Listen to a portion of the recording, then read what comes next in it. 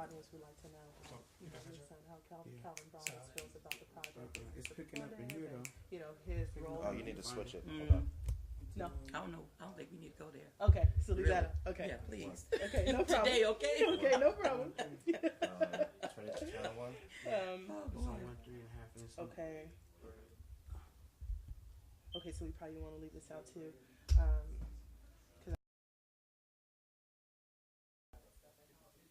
Testing. Gus out. No. Okay. So is that fine? Okay. Check. No. Let me get back on. Testing. Good morning. I'm Mia Lene. I'm sitting here with the beautiful Miss Beverly Broadus Green, the mother of the influential rap star Calvin Broadus, aka Snoop Dogg, and she's in the process of promoting her book, Real Love. And Miss Green, can you please tell us a little bit about the book and the genesis of your journey? Sure. My book is Real Love, and that what is actually saying is that real love is the kind of love that God has for us. It's the agape love. It's unconditional. I love you in spite of. It doesn't matter your race, your color, your creed. I still love you because, first of all, God loved me. And as far as the real love, if you buy the book, you would really get some insight in the book. It's something that would help the young, the old, the middle age, even the little ones that's in kindergarten, elementary, because my book takes you from all the way back to when I was 5 years of age. And I'm just so blessed, and I'm just so thankful to God that He has truly worked everything out in His perfect plan. That's right. Amen. And when did you wake up and you said, this is what I want to do? I'm going to promote a book. Well, this was July of 2001. I came home with my fiance because we wasn't married at that time, and was sitting at the dining room table, and I started telling my son, Bing, I can remember back when I was 5 years old, and I can remember every teacher from kindergarten to 6th grade. And Bing was like, Mom, I just graduated, and I don't remember all of that. So he said, why don't you do a book? And I'm like, I'll think about it. And so Bing stayed on me, and my husband Howard stayed on me. And then I decided, maybe this is what I need to do. Maybe I need to do a book. And let's title it Real Love. That's right. What a beautiful name. And you express your devotion to God and the church that you go to. What church do you go to, and what's your role in the church? I go to Golgotha Trinity Baptist Church of Long Beach, California. My pastor is the Reverend Robert Anthony Benjamin Sr. I've been a member of that church for 41 years. All my children grew up in that church. They were baptized in that church. I've been a member of the choir for 41 years. I was the director of the choir for 25 years. I was the president of the choir for 20 years. So as you can see, I've been a busy, busy mother. That's right. And you have support from your family. I understand they all traveled from the South here. I have a lot of support. Yes, 20 of us traveled to California in September of 1963, 12 in a station wagon and 8 in a car.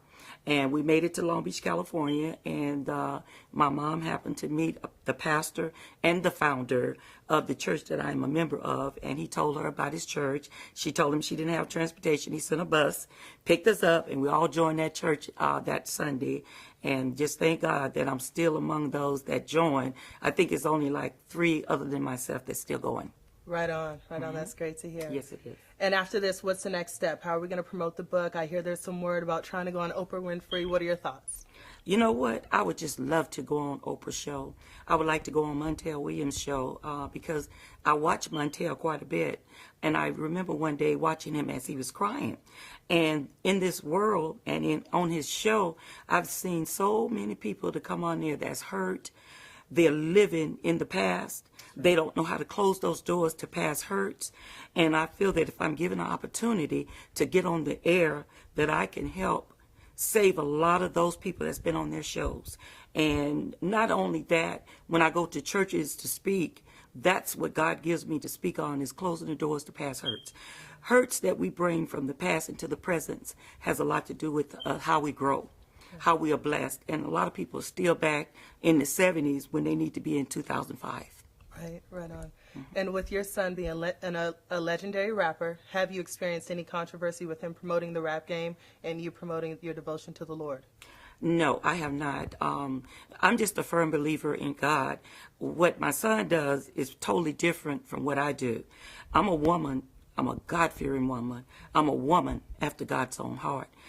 God honors that. And as far as my book and with him, he do support it, but he's so busy doing his own thing. And that's good too, because I need to get out there so they can see who Beverly Brought a Screen is. That's right. That's right. It's exciting. Anything else you want to add or share about the book? What's your most favorite chapter in the book and why? My most favorite chapter is my dear, I'm pregnant. Being 17 years of age, I get pregnant by a sailor that's 20 years old. I couldn't tell my mom because we had just lost my brother. So I wrote the guy to tell him I was pregnant, and he wrote me back and said, I don't love you.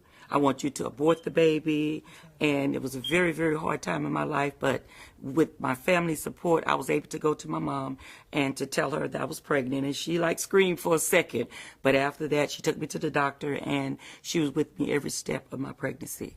And I would just like to reach out to the young ladies to let them know you don't need nobody to tell you you're pretty. You don't need nobody to break down your self-esteem, because everybody is somebody, and there is a purpose for all of us. And that don't let nobody, I don't care who it is, mom, dad, brother, sister, boyfriend, take that joy that God has given to you and believe in your dreams, because dreams, they do come true. That's right. That's right. You're living proof of that. Yes. That sounds good. So, what else would I want to know, or would we want to know? Let's see. Do you sing, or is there any other interest in the entertainment industry outside of this? Yes, I do lead songs in the choir.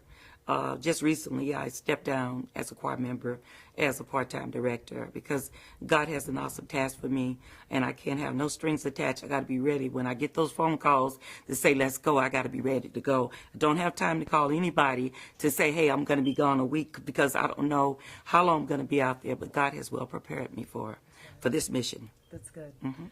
And I guess last but not least, when can we all expect this book in the stores? And Well, the book in the stores, it's kind of like it's an up and up thing right now. From what the publisher is telling me, that they send out the announcements to the stores respond back. So far, they hadn't gotten any response.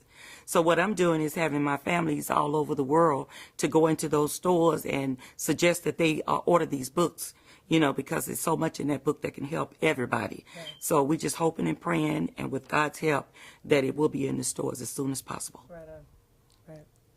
Well, that concludes our interview. Miss Green, thank you so much for your time. And thank you, and God bless you. And God bless you too.